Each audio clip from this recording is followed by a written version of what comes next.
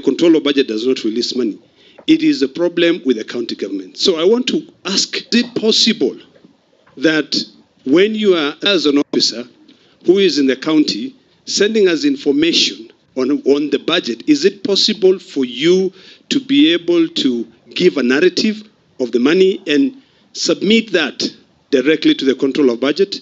And finally, this has got to go to the issue of oversight, which we have all been conversing on here.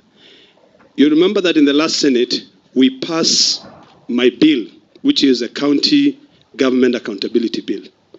It is my hope that this time around, the clerk who is here can republish that bill so that we can look for a co-sponsor in the National Assembly, because then that will be able to assist us, demystify the budget-making process, include the assemblies, and then we can be able to sort out this issue of on-source revenue. Because finally, and this is finally completely, on the issue that Senator Sang spoke about, the reason why we were so diligent in making sure that we follow everything is because the county assemblies were compromised. They were not able, first of all, a governor will not appear before a county assembly.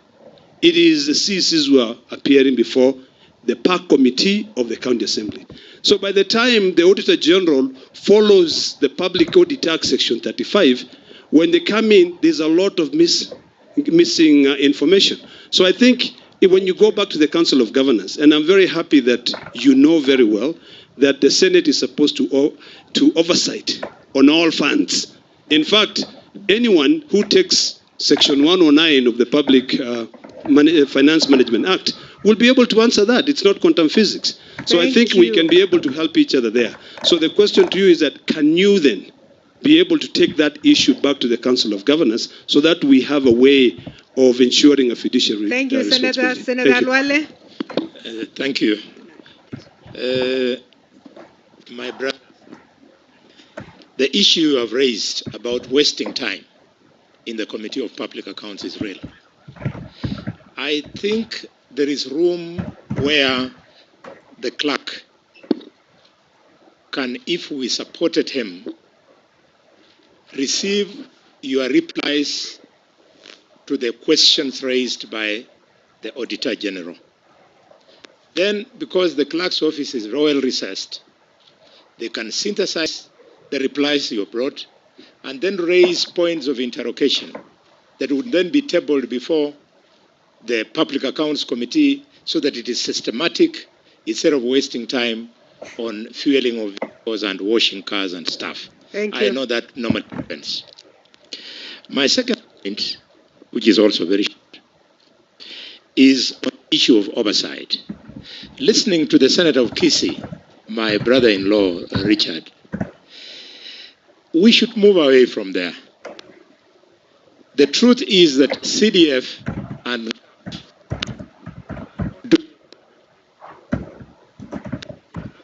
forming executive roles. I don't think Senate should go into the route of attempting to perform executive roles. The moment you do that, all of you will be in competition with the governor. The governor will be having a bigger budget. He'll be having bigger projects. So you'll be whitewashed. All of you will lose. And I know you don't want to lose. Thank you, Senator. So, Madam Chair, what is on my mind? On my mind is that we should make the oversight fund, which hearing from other quarters, be operational, but also we don't become ourselves a problem this way. One, this House should be agreed that when the money comes, how is the money going to be shared? Are elected senators going to have access to the money in the same amount and in the same manner, like in the counties where we have nominated senators? Is a real problem. We have to agree. Two, do we give Nairobi County, for argument's sake, the same amount of money, Kakamega County, the same amount of money, huge as we are, like Isiolo, with due respect to my sister Dulo, to Isiolo and Lamu? And then, yeah, it is a house of equity. Those are the things we should agree on, so that then we don't stall it once the executive then says, let's have the money. My final issue on that one is that we have some counties like Marsabit. It's huge. So if really the Senator of Marsabit is oversighting his governor, he might actually need money to fly around in a chopper, for example, unlike the Senator of Nairobi. And then finally, the issue of the number of constituencies within a county. Lamu, I'm going back to you. You have 2 constituencies, Kiambu, Kakamega, Nairobi have got 12 and 17. We have to agree so that we look neat instead of delaying the fund when it is operational. Thank you, Senator Wambua. Sorry for taking a lot of time. Please let's try 1 minute so that we everybody's covered. Mwalimu will try. We'll try 1 minute. If we don't make it, then you forgive us. Senator Mogatana and Senator Kenywa, you are completely out of order. And this is why. The Senate of the Republic of Kenya is a creature of the Constitution, just as the National Assembly is a creature of the Constitution. We don't need validation from the National Assembly to exist and perform our functions. Secondly, on this issue of oversight, Mwalimu, and you know, the bullfighter has just taken this debate where it ended. If you remember the last Senate, you remember Senator Kenywa, Kiika, and Senator Dulo and Ledama. And that is where we will all succeed or fail. The last session, the conversation was, to be specific, the conversation was, should Nairobi get the same amount of money as Lamu County? And on account of our inability to agree on the sharing of the initial 500 million, that's where the conversation ended, how we lost the fund. Madam Chair, my opinion on oversight is that let us not, at any one given time, try to be implementers of projects in our counties using that fund. The regulations for the use of that fund must be very, very, very clear on what it is that we are going to use. They are in place, they are not being used, Mr. Kenya, you know that for a fact. So, Madam Chair, Senator. lastly, I just want to say this. The failure or success of the Senate, this 4th Senate, will squarely lie on the shoulders of leadership. Speaker and Deputy Speaker and the entire leadership of the House, we must put the right foot forward and make sure that this Senate succeeds. I submit. Senator Topiko and then Senator Ochenda. Then I'll come back.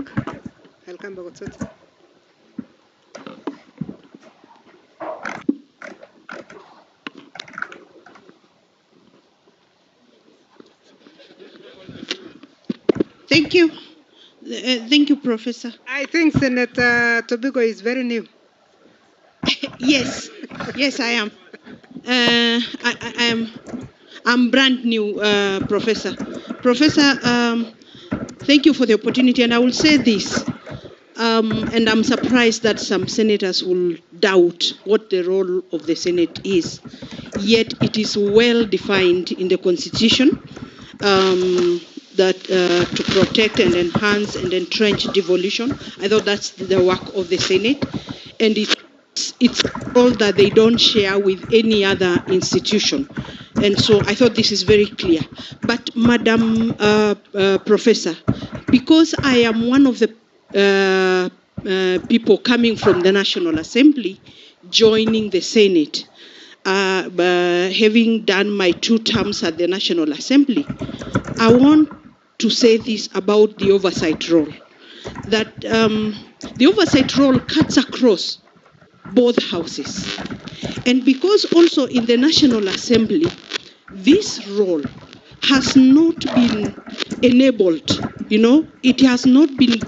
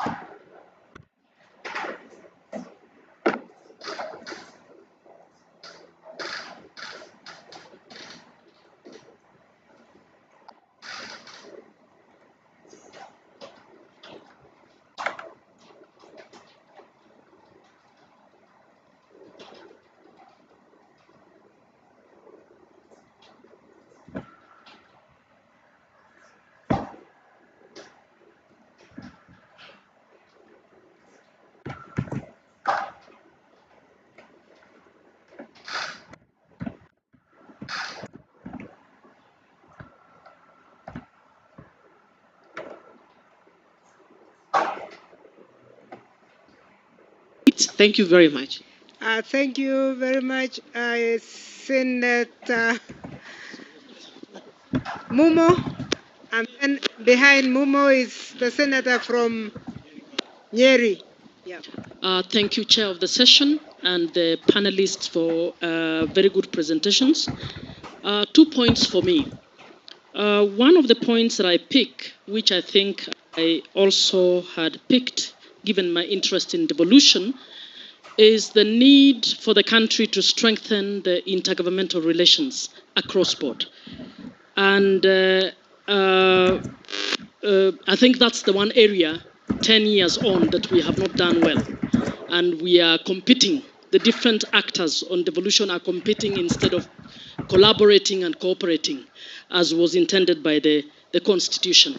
Governor Kihika, you proposed a dispute resolution committee between the two houses. Question to you and to the panelists. Have we ever contemplated, beyond having the two speakers consult on which legislation should go to the Senate, have we ever contemplated setting up an interparliamentary liaison committee that can actually be the space for consultations around some of these issues before they go to court or before they bring a lot of dispute? So it's something I don't know whether we have. On the issue of the Senate fund, I would support Senator Alvarez's point that I hope we will not go the route of turning ourselves into an executive implementer. We should remain an oversight body rather than an implementer of projects. And I suggest that when that fund is set up, that we should focus on designing activities that can have the participation of all members of the Senate in carrying out the oversight activities. The reason I say this, we have nominated senators who are elected by political parties and they represent interest groups. And oftentimes, when you allocate a fund per elected member, you actually turn nominated members into props in the legislative houses instead of also giving them opportunity to interact with the electorate whom they represent. So we need to design this in a manner that will ensure that every senator is an equal senator and has equal opportunity to play their role. Thank you very much. Thank you, Senator from Nyeri. Thank you very much, Senator Professor Kamal. I first of all want to start by thanking the panelists for that very, very insightful presentation. Mine will be a very, very quick one. I think the solution as per how this oversight fund can be using a purely mathematical formula, having engineering and project management, the law international, and that's the best practice.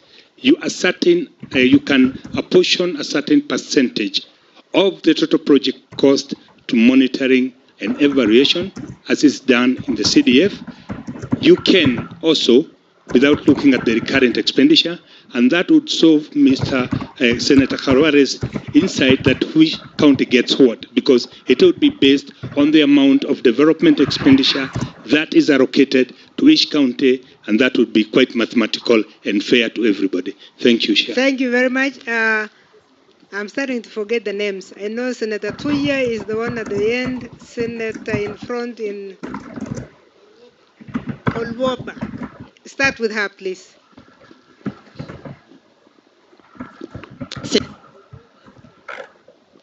County.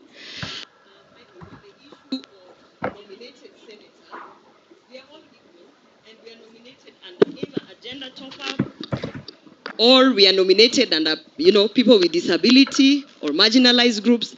But that is not why you're not nominated to go and look at issues of women.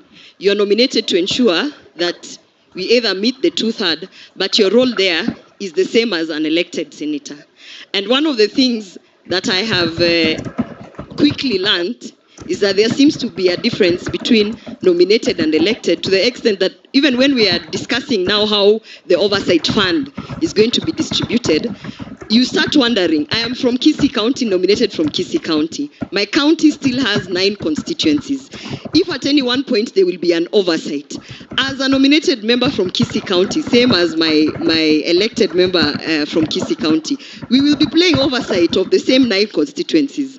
It will not be that I am going to do oversight of 15% because as a nominated senator, my oversight is 15%. I think that's Thank you. thing we really need to think through, because at the end of it all, we'll still be interacting with the electorate, and I think that we should, as nominated, and I'm speaking as nominated, be treated equally when it comes to matters of the floor of the House and our responsibilities. Thank you very much, Senator Tuya. Thank you very much, Professor. There is no point of order. There is no point of order. Thank Not you, Prof. allowed. Please allow people to contribute. I'll come back. Thank you very much, Professor. And thank you to our presenters.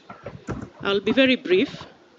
As a third-termer, and also coming from the former upper house, and now I'm in the upper house, quite frankly, listening to what the Honorable Senator Mungatana has said, you know, the whole, one of the biggest problems we have in this country is that at the point where we make laws, we don't do it for posterity. At the time when the Honorable Mungatana was sitting on the table where matters of the mandate of the Senate was being discussed, he was, and I would imagine I'm just referring to him because he's the one who raised the issue. At that point, people were making laws for themselves, thinking they will always be in the National Assembly. It is selfish, and I want to believe and to be optimistic that we have come of age on matters devolution. And all these matters we are discussing